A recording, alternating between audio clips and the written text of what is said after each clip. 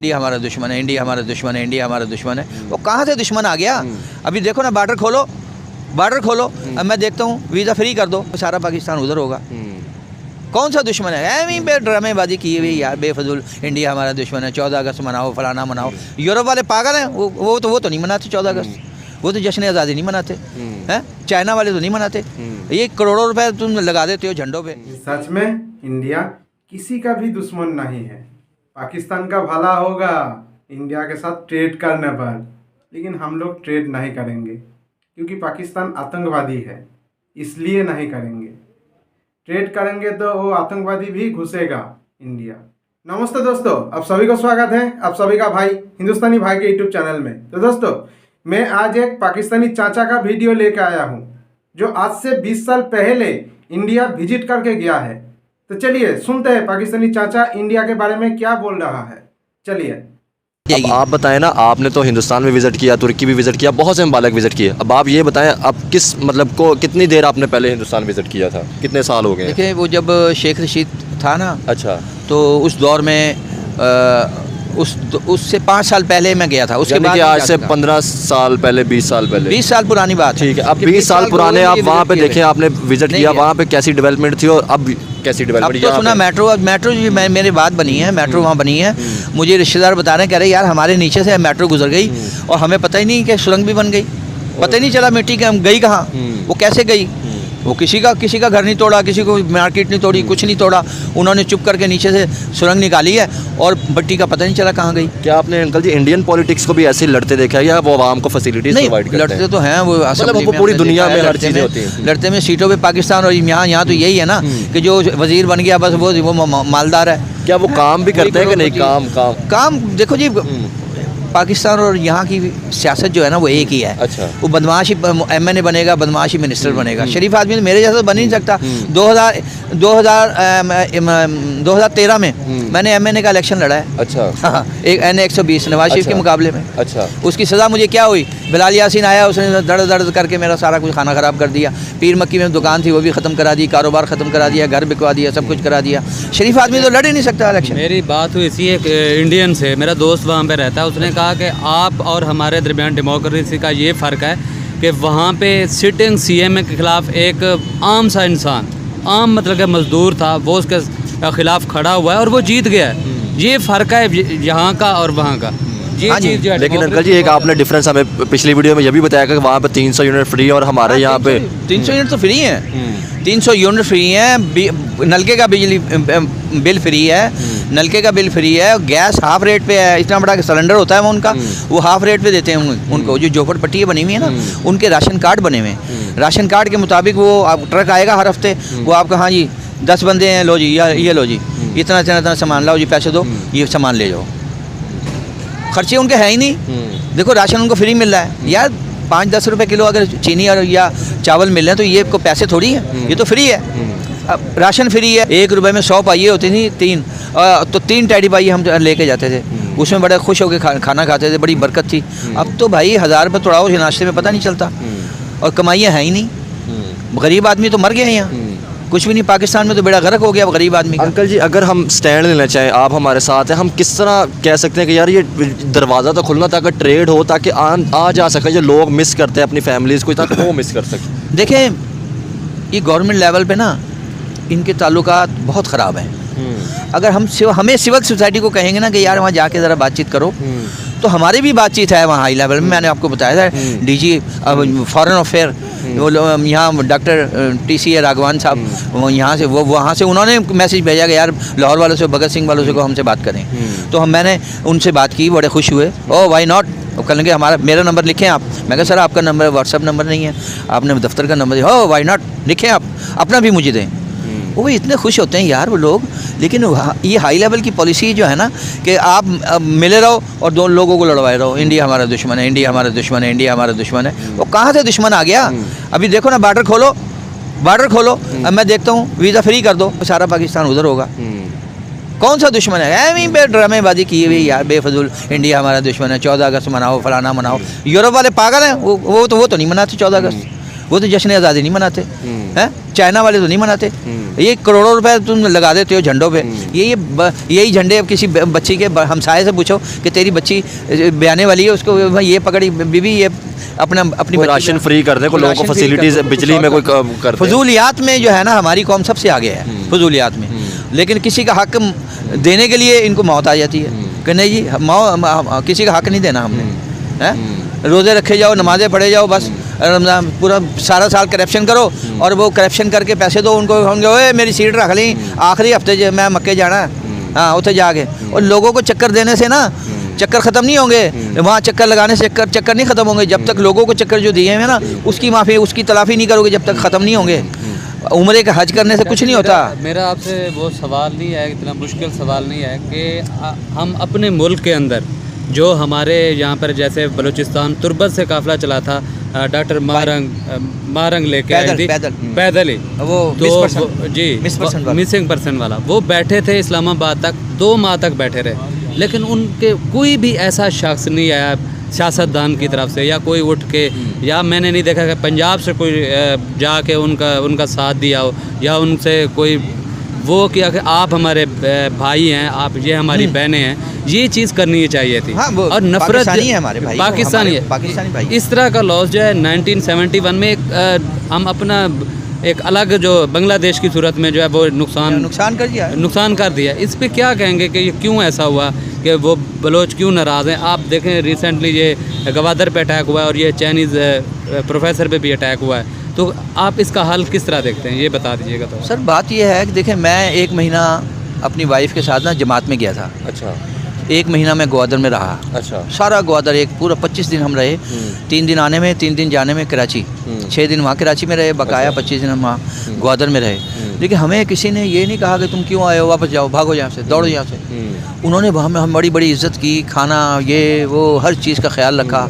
लेकिन पता नहीं वो क्यों नाराज़ हैं, किस वजह से नाराज़ हैं। उनका हकूक़ देखो ना, सबसे बड़ी बुख्ती साहब को, बुख्ती साहब को देखो मारा, जो जब मुशर्रफ ने ये किया था, बुख्ती साहब को मारा, अकबर बुख्ती को, जब एक सरदार था जो पूरा होल्ड था बलूचिस्तान के अंदर, जब उनको कत्ल कर दिया जाता है, मार दिया जाता है कि वो एंटी पाकिस्तान के खिलाफ, हालांकि वो गवर्नर भी रहे, बलूचिस्तान के गवर्नर रहे, वजीर आला रहे, बलूचिस्तान रहे। वो कैसे हो सकता है कि वो एंटी पाकिस्तान, वो गद्दार कैसे हो सकता है? जब गद्दार बना के, तो वहाँ के जो बलोच, मैं भी बेसिकली बलोच हूँ, जो बलोच के जहन में ये सवाल पैदा होता है कि आप हमारे सरदार को या पॉलिटिशियन को जब ख़त्म कर देते हैं तो फिर नफरत आ जाती है। तो नफरत से सवाल ये है कि एक तरफ आप कश्मीर की बात करते हैं कि यार हमने कश्मीर को आज़ाद कराया, राइट्स देने, एक तरफ आप अपनी बलूचिस्तान जो बड़ा सूबा है उसको राइट्स नहीं दे रहे। देखो ना, बात ये है कि देखो, इन्होंने बुख्ती साहब की बात आ गई, अल्लाह उनको जन्नत से फिरदौस में जगह अता फरमाए।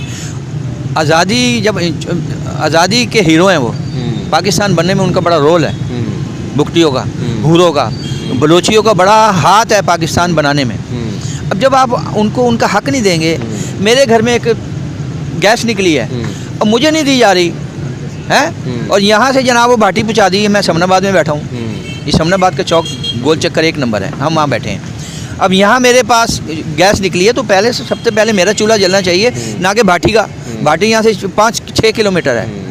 बिल्कुल सर, यही सवाल है वहाँ के लोगों का। यही बलोच यही कहता है कि रिसोर्सेज जो हैं पूरा मुल्क इस्तेमाल करता है, लेकिन फैसिलिटीज़ वहाँ पर कम है, इंफ्रास्ट्रक्चर वहाँ पे कम है। सी पैक का जो मंसूबा बना था उसमें जब रोड्स बना रहे थे, एक मज़दूर तक जो है चाइनीज़ अपने साथ लेके आए थे, तो क्या उन लोगों को बेनिफिट मिला है या उनकी ज़िंदगियों पे क्या तब्दीली है? तुमन से एक रोड निकलता है तुर्बत तक, वो इतना खस्ता हाल है, यकीन करें कि अगर मरीज़ को वहाँ से लेके आए ना तुर्बत तक, वो रास्ते में ही दम तोड़ देते। हाँ जी। अब जी ऐसी हालात, ऐसी वो चीज़ें थी, बैठ के लोगों को जो है ये करना चाहिए था और वो नहीं कर रहे। और देखो फिर ये जो मिसपर्सन है ना, ये सब इनकलाबी हैं। जब किसी कौम का हक मारा जाता है ना तो फिर इनकलाब आता है, उसको कहते हैं क्रांति। क्योंकि आप देखें ना क्रांति, अगर आप देखें बांग्लादेश की बात करें तो ढाका के अंदर ही मुस्लिम लीग बनती है, ठीक है, वहाँ पे मतलब तहरीक स्टार्ट होती है पाकिस्तान की, और लोगों ने ज़्यादा मेहनत की थी और हमने उनकी सीटें ज़्यादा थी, मुजीबुर रहमान जीत गया था, समझे ना, लेकिन उनके साथ ज्यादती हुई। अगर वो गद्दार होते तो आज वो तरक्की करते। वो हमसे आगे निकल गए, टका उनका हमसे आगे निकल गए। यार मैं वापसी आ रहा था 89 में, तो बैंकॉक में 11 दिन रहा, तो वहाँ उनका जो बात था 75 पैसे का था, हमारे 75 पैसे का एक बात था, उनकी करेंसी डाउन थी। अच्छा। अब बात 6-7 रुपए का चला गया। एक बात 6-7 रुपए का है, हो सकता है 8 रुपए का भी हो गया हो, समझे ना। इतनी डाउन हमारी करेंसी चली गई है कि हम बयान ही नहीं कर सकते। अफगानिस्तान ऊपर चला गया भाई। अफगानिस्तान ने 40 साल जंग लड़ी है, 40 साल जंग लड़ी है अफगानिस्तान ने, वो ऊपर चला गया। उसका जो रुपया है वो ऊपर चला गया, हमारा नीचे पे नीचे जाते ही जा रहा है, जाते ही जा रहा है। कोई संभालने वाला नहीं है, कोई यहाँ कानून ही नहीं है। पाकिस्तान में कोई कानून नहीं है, लोग खुदकशी कर करके मर रहे हैं, कोई पूछने वाला नहीं है। यही जो कानून नहीं था, ला कानूनियत की वजह से जो है ये बलूचिस्तान का जो मसला हुआ है, मतलब कि अब दहशत गर्दी इतनी फैल चुकी है कि अब खौफ लगता है कि हर जगह पे चेकिंग हो रही होती है, कोई नहीं जा। आपने कहा है कि आप गए हैं गवादर के अंदर, किसी ने आपको रोका। हालांकि ये पंजाब के अंदर ये कहा जाता है कि बलोच जो है नहीं आने देते पंजाब के। हम तो रह के आए, हम तो 25 दिन रह के आए, उन्होंने खूब खाने खिलाए हमें। पीसी होटल में हमें पार्टी की है हमारी ग्वादर। बिल्कुल, हम तो समझते हैं बलोच जो है मेहमान नवाज होते हैं जी। आप इस चीज़ को किस तरह देखते हैं कि इस तरह का है माहौल, या ये कौन ऐसी अवेयरनेस फैलाता है कि बलोच जो हैं एंटी रियासत हैं और ये फंडेड है, और जब वो अपने हकूक़ की बात करते हैं तो कहा जाता है कि भारत फंड कर रहा है और भारत जो है इनको उकसा रहा है। और देखें, तंग आमद फिर जंग आमद। जब आप किसी का हक नहीं देंगे, उसको मज़दूर की मजदूरी नहीं देंगे, उसके घर में से सामान निकला है, सोना निकला है। अगर पहाड़ों में से, बलूचिस्तान के अंदर हर चीज़ है, सोना भी है, चांदी भी है, पीतल भी है, तांबा भी है, गैस भी है, अल्लाह ताला ने बोला है सब कुछ, सोना, कोयला, सोना, हर चीज़ है। तो बलूचिस्तान को क्यों नहीं हिस्सा दिया जाता? क्यों? आप क्या समझते हैं? एक जो नारा हमें ये लगाना चाहते हैं कि हमारी शारक जो बलूचिस्तान है, हमने कश्मीर को बना लिया। कश्मीर को बना लिया। कश्मीर जाऊँ ना मैं, वहाँ मैं गया हूँ कश्मीर। अच्छा। मीरपुर आज़ाद कश्मीर। अच्छा। वहाँ मेरे दोस्त हैं। अच्छा। वो कहने लगे यार वो फट्टा लगाता था, उसको भगा दिया। मैं क्यों भगा दिया? कहने लगे तेरे को डोमिसाइल नहीं गा, तू पाकिस्तानी नासत हो। उसको भगा दिया। कहने लगे चला जा पाकिस्तान, यहाँ काम नहीं कर सकता है, वहाँ आप शादी नहीं करा सकते। जो शादी नहीं ले सकते। जो लड़की शादी कराएगी उसकी नेशनलिटी ख़त्म आज़ाद कश्मीर से। वहाँ आप मकान नहीं बना सकते, वहाँ डोमिसाइल नहीं बनवा सकते, वहाँ कारोबार नहीं कर सकते, समझे ना। और यहाँ पाकिस्तान आके यहाँ मकान ख़रीदो, कारोबार करो, नौकरियाँ करो, MNA का इलेक्शन लड़ो, MP का इलेक्शन लड़ो, जो मर्ज़ी करो, खाओ पियो मौज में ना। ये पूछने वाले कोई नहीं है। पाकिस्तान तो लूट का माल है, जो आया आप लो जी, लूट को ले जाओ। जो हकदार हैं, जो असल पाकिस्तानी हैं, जिन्होंने कुर्बानी की बलोचियों ने, हैं जी, उनको दिया नहीं जा रहा। आज़ाद कश्मीर से जो आता है साढ़ा पे आया यार आजा। और वो जो लाहौर के अंदर जो 10 नंबर ही है ना, कब्ज़ा ग्रुप, सारे कश्मीरी हैं। फलाना बट फलाना बट फलाना बट फलाना बट फलाना बट फलाना बट, सब 10 नंबरी सारे कश्मीरी हैं, सारे टोटल। कोई इक्का दुक्का होगा, कोई पंजाबी होगा, वरना सब कश्मीरी हैं, सब कब्जा ग्रुप। आपने कभी सुना है पंजाब के अंदर कोई बलोच आया हो, यहाँ पर किसी किस्म का कोई इंतशार किया हो, या किसी शख्स के साथ लड़ा हो, या इस तरह के जिस तरह आप बता रहे हैं कोई गुंडागर्दी की हो, या किसी का माल हड़प किया? तो आप क्या समझते हैं कि ऐसी कौम के साथ इस तरह का जो फ़र्क करना, तो क्या आपको लगता है कि ये क्यों नहीं जाते वहाँ पे, क्यों नहीं उनके साथ बैठ के ये टबर टेक? हालांकि डॉक्टर मारंग यहाँ पे आई थी, लेकिन उसके बावजूद वो मायूस होकर चली गई यहाँ से। हालांकि सब नौकर हैं, वज़ीर आज़म हुआ, कोई भी वज़ीर हुआ, ये सब नौकर हैं, गुलाम हैं। ऊपर से आर्डर आते हैं, ये करना है, ओके सर, ये करना है, ओके सर। तभी तो इनकी वजारतें कायम रहती हैं, वरना अभी रिसेंटली ये जजेस का जो मामला चल रहा है, इन्होंने कहा है कि हमें जो है एजेंसियां थ्रेट्स करती हैं, हमारे कमरों के अंदर जो है वो कैमरे लगा दिए जाते हैं। पूरे मीडिया, मेन स्ट्रीम मीडिया पे चल रही है ये फुटेज, सारी हर चीज़ जो है सामने करके रख दी है। उसके बावजूद वो जुडिशल से अपना हक मांग रहे हैं कि हमें जो सिक्योर किया जाए, क्योंकि हमें थ्रेट्स किया जाता है, हम फैसले नहीं कर पा रहे, हमें अपनी मर्ज़ी के जो है फैसले हम पर करने की कोशिश कर रहे हैं। तो ये क्या समझते हैं कि किस तरह का ये माहौल चल रहा है? एक तरफ कहते हैं कि ये डेमोक्रेसी, हुकूमत भी आ गई है, पहले चलो निगरान हुकूमत थी, ठीक है, वो उनके कंट्रोल में थी, जो एस्टेब्लिशमेंट है या मुल्क को कंट्रोल करने की कोशिश कर रहे हैं। तो क्या समझते हैं कि अब इन हालात को कौन ठीक करेगा, किस तरह ठीक होंगे? देखो, पाकिस्तान की जो सियासत और जो जितनी भी कुछ है ना, जो जितना भी निज़ाम है, ये सियासतदानों के हाथ में नहीं है, वज़ीर आज़म के हाथ में नहीं है। इंडिया में chief of army staff Indira Gandhi के पास आया कि मैडम आप हार गई हैं, आपको हराया गया है, लिहाजा मैं मार्शल लॉ लगा देता हूँ और उसके बाद आपको वज़ीर आज़म ले आऊँगा। उसने जाके वज़ीर आज़म को बता दिया। क्या बात। वो क्या नाम था वो जो यहाँ भी आया था, नरेंद्र वाजपेयी साहब। वाजपेयी साहब। वाजपेयी साहब को बताया, उन्होंने कहा जनाब ये मुझसे ये कह रहा है। उसको पकड़ के उसका कोर्ट मार्शल कर दिया कि तू मार्शल की बात कर रहा है। सर फिर इस हालांकि वो हारी भी थी, वो बनता कि वो कहती ठीक है ला सारे सबकी गर्दनें उतार दो और बस मैं वज़ीर आज़म बन जाऊँगी, है। हालांकि वो इतनी टॉप की वज़ीर आज़म थी, 3-4 मरतबा वज़ीर आज़म रही है। फिर सर कहीं ना कहीं इन हालात में लीडरशिप का फुकदान है। जिस तरह अगर इंडिया के अंदर, भारत के अंदर मोदी साहब हैं, वाजपेयी थे, और सारे जब से मतलब कि वो मुल्क आज़ाद हुआ है ब्रिटिश से, तो वहाँ पे डेमोक्रेसी जो है उसका एक सिलसिला चलता आ रहा है।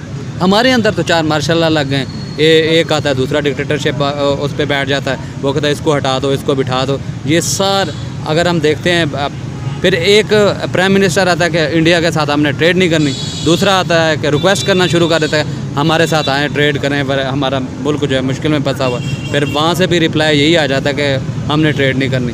डॉक्टर जयशंकर का भी बयान आया था, सिंगापुर में वो इंटरव्यू दे रहे थे। देखिए ना, बात यह है कि नफ़रतों को ज़्यादा फैलाया जा रहा है, मोहब्बतों को कम किया जा रहा है। जनरल ज़िया साहब आए, अल्लाह जन्नत नसीब करे, बड़े अच्छे बेहतरीन माइंड के बंदे थे, सोशल माइंड के बंदे थे। वो इंडिया गए, दिल्ली एम्बेसी, पाकिस्तानी एम्बेसी, उन्होंने कहा 500 वीज़ा रोज़ाना तुमने इशू करना है। आप यकीन करें, लाहौर रेलवे स्टेशन पे इतना कारोबार था, इतना कारोबार, लोगों ने जायदादें बना ली इंडिया पाकिस्तान की फेरेबाजी में, कारोबार में लोगों ने जायदादें बना ली। वो दौर आज तक हमें नहीं भूलता यार। $5,000 हमने एक फेरे पे कमाए, 1 महीना रहे, वहाँ से वापस आ गए हैं। हिंदुस्तान के साथ ट्रेड करके $5,000 हम खुद कर रहे थे, हम खुद फेरेबाजी करते थे, खुद माल लाते थे, खुद बेचते थे। $5,000 हम महीने वो फेरे पे कमाते थे, वहाँ रहते थे, 1 महीना होटलों में बेहतरीन आयाशी फुल है जी। और फिर घूमते थे, फिरते थे, रिश्तेदारों से कुछ तोहफे देते थे, तोहफ़ देते थे।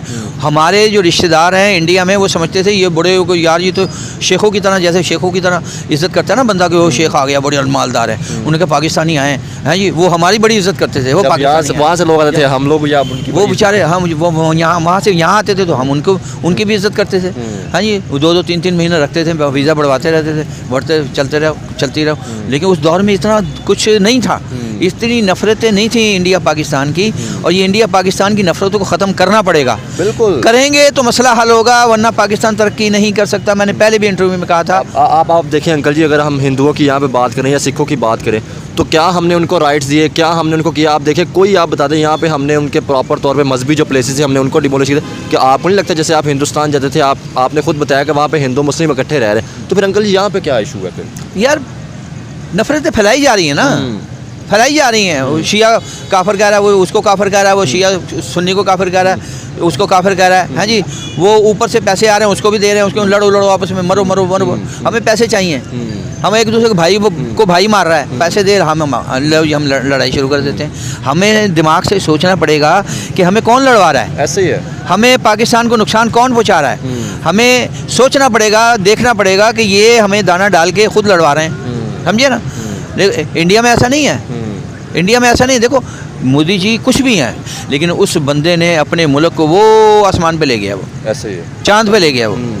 हम यहाँ चांद सिर्फ दूरबीनों से देख रहे हैं, वो वहाँ पहुँच भी गए। आप मुझे ये बताएं, जैसे बहुत से लोग कहते हैं कि मोदी साहब खिलाफ है, तो अगर मोदी साहब खिलाफ होते तो अंकल जी वो पाकिस्तान आते? देखिए वो अपने पॉलिटिकल दौर मतलब नुकसान में डाल के, बगैर इजाज़त के, बगैर पासपोर्ट के गुजर रहे थे। वो कहने लगे मैं गुजर रहा था, अफगानिस्तान गया था, तो नवाज शरीफ ने मुझे दावत दी, मैं उतर के हेलीकॉप्टर में बैठा, वहाँ आ गया और खाना खा के गए। एक तरफ से वो अपना सियासी कैरियर दाव पे लगा के आए थे, एक ऐसी कंट्री के अंदर, मतलब कि वहाँ पे भी इस तरह के दुश्मन मुल्क है ना, तो वो दाव पे लगा के फिर भी आए। फिर भी देखो ना कितना बड़ा रिस्क लिया उन्होंने। वो कहते हैं कि ये हमारे दुश्मन है। कैसे दुश्मन है यार? प्राइम मिनिस्टर 1.5 अरब आबादी का प्राइम मिनिस्टर है जी, यूएनओ में जाता है तो सारे दुनिया खड़ी हो जाती है। कोई मुल्क है 4 लाख की आबादी है, कोई 2 लाख की आबादी है, कोई 1 लाख की आबादी है जी। वो 1.5 अरब की आबादी का वज़ीर आज़म, मैं सलूट करता हूँ उस बंदे को यार। अपने मुल्क को यूँ ले गया, करेंसी ने यूँ करके डिमोलिश किया, ख़त्म, करेंसी चेंज कर, ऑनलाइन सिस्टम कर दिया, सारी सब कुछ चेंज कर दो, हर चीज़ डिजिटलाइज है, सारा निज़ाम। इंडियन मेरे दोस्त हैं, वो जब भी उनसे बात होती है वो कहते हैं कभी हमने कैश रखा ही नहीं। हाँ, वो सारा डिजिटल निज़ाम है, देखो जहाँ चले जाएँ वो डिजिटल करेंसी लेकिन हमें इस बात से फुर्सत ही नहीं मिल रही कि इंडिया हमारा दुश्मन है। हमें यही पट्टी बढ़ाई जाए, साथियों मुजाहिदो जाग उठाए, सारा बता ये सारा सो रहा है। आप भी सुन रहे हैं, शाह जी बहुत एक्सपीरियंस बंदे हैं, पूरी दुनिया फिरे हैं, हमसे ज़्यादा इनको एक्सपीरियंस भी है, तजर्बा भी है, हमें ये बेहतर तरीके से बता भी सकते हैं। एक मेरी ओपिनियन है इसमें, ये है कि पूरी दुनिया से पाकिस्तान जाता है, यूएई में जाता है, सऊदी अरब में जाता है, अमेरिका हो गया, चाइना हो गया, कितने कंट्रीज़ हैं, तकरीबन सारे कंट्रीज़ में जाकर लोन की खातर IMF के पास चले गए, ये कर्जे की खातर। अब कहा जा रहा है कि ये भीख मांगते हैं। अगर ये सारों को ख़त्म करके एक इंडिया के साथ ये ट्रेड शुरू कर दें, इंडिया के साथ ताल्लुकात अच्छे कर दें। बेहतरीन बात की है आपने। देखें, अगर हम इंडिया के साथ सुलह कर लें, मैंने आपको बताया ये हमारी मजबूरी है, हमारी मजबूरी है। डेली ट्रेन जाती थी, डेली ट्रेन जाती थी और उसमें छत तक सामान भरा हुआ होता था, छत तक, बैठने की सीटों पे भी सामान, बैठने की जगह नहीं होती थी। इतनी कामयाब ट्रेन थी वो। रोज़ाना जो ट्रेन जाती थी, अल्लाह जन्नत नसीब करे जुल्फ़िकार अली भुट्टो साहब का, बेनज़ीर भुट्टो का, अल्लाह उनको जन्नतुल फिरदौस में दोनों बाप बेटियों को जगह अता फरमाए। उन्होंने उर्दू बोलने वालों के लिए इतना बड़ा काम करके गए कि उन्होंने 71 की जंग के बाद जुल्फ़िकार अली भुट्टो साहब ने और मिसेस इंदिरा गांधी दोनों शहीद हो गए, बल्कि बेनज़ीर भुट्टो भी शहीद हो गई।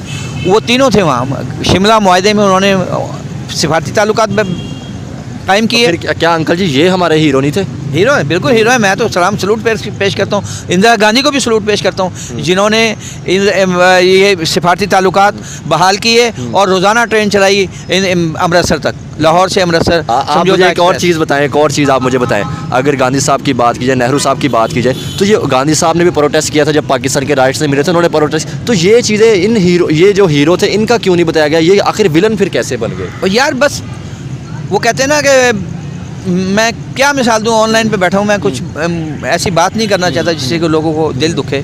तो ये हीरो हैं हमारे यार। जुल्फ़िकार अली भुट्टो हमारा हीरो, बेनज़ीर भुट्टो हमारे हीरो हैं जी। इन हीरो ने काम किया है, पाकिस्तान के लिए काम किया है यार, काम करके दिखाया है इन्होंने। भुट्टो साहब ने सारे इस्लामी कॉन्फ्रेंस की, हमारे घर के आगे से गाड़ियाँ गुजरती थी, झारा पहलवान ये सारे मेरे लंगोटी हैं जी। तो हम घर के बाहर निकलते थे चौक में, लो यो शाह फैसल गए, वो कर्नल गद्दाफी गया, वो ईदी अमीन गया, वो जनाब वो सारे गुजरते थे। भुट्टो साहब ने वो काम करके दिखाया। उन्होंने कहा जी ये टाउनशिप ग्रीन टाउन, उन्होंने फ्री मकान दिए, हमारे रिश्तेदार वहाँ हैं जी। इस वक्त 2000 वोट मेरा वहाँ है, समझे ना। मैंने बिलावल भुट्टो को, पीपल पार्टी को कहा था कि मैं ये 2000 वोट है, मैं आपको डलवा दूंगा, लेकिन उन्होंने लिफ्ट नहीं करवाई। मैंने अता तारड़ से मीटिंग की, उन्होंने कहा ठीक है जनाब आप करवाएं, मेरा नंबर लिखें। उसने मुझे नंबर दिया, अल्लाह भला करे। इंतहाई शरीफ आदमी अता तारड़ हैं जी। मैं मुबारकबाद पेश करता हूँ उसको, मुबारक कि वो उनको कि वो MNA का इलेक्शन जीता। तो दोस्तों, इस चाचा ने सच बोला है, इंडिया दुश्मन नहीं है पाकिस्तान का, लेकिन पाकिस्तान सोचते हैं इंडिया दुश्मन है। इन सच में इंडिया किसी का भी दुश्मन नहीं है। पाकिस्तान का भला होगा इंडिया के साथ ट्रेड करने पर, लेकिन हम लोग ट्रेड नहीं करेंगे क्योंकि पाकिस्तान आतंकवादी है, इसलिए नहीं करेंगे। ट्रेड करेंगे तो वो आतंकवादी भी घुसेगा इंडिया। अभी तो घुस नहीं पाते हैं, लेकिन ट्रेड करने के टाइम वो लोग इंडिया घुसेगा और इंडिया के लोगों के ऊपर टॉर्चर करेगा, इसलिए हम लोग ट्रेड नहीं करेंगे। जब तक पाकिस्तान में आतंकवादी ख़त्म नहीं होगा तब तक ट्रेड नहीं करेंगे। पाकिस्तान का जो कुछ भी हो जाए, लेकिन हम लोग ट्रेड नहीं करेंगे, कभी भी नहीं। हाँ, आतंकवादी ख़त्म हो जाएगा तो हम लोग है ट्रेड करने के लिए राजी है, कोई बात नहीं, लेकिन जब तक आतंकवादी है तब तक नहीं। तो दोस्तों, यह था पाकिस्तानी चाचा का रिएक्शन जो 20 साल पहले इंडिया विजिट किया है। तो चलिए दोस्तों, फिर आऊँगा नया वीडियो लेके, तब तक के लिए जय हिंद, वंदे मातरम। सब्सक्राइब करके ऑल बटन को दबा दीजिएगा। चलिए।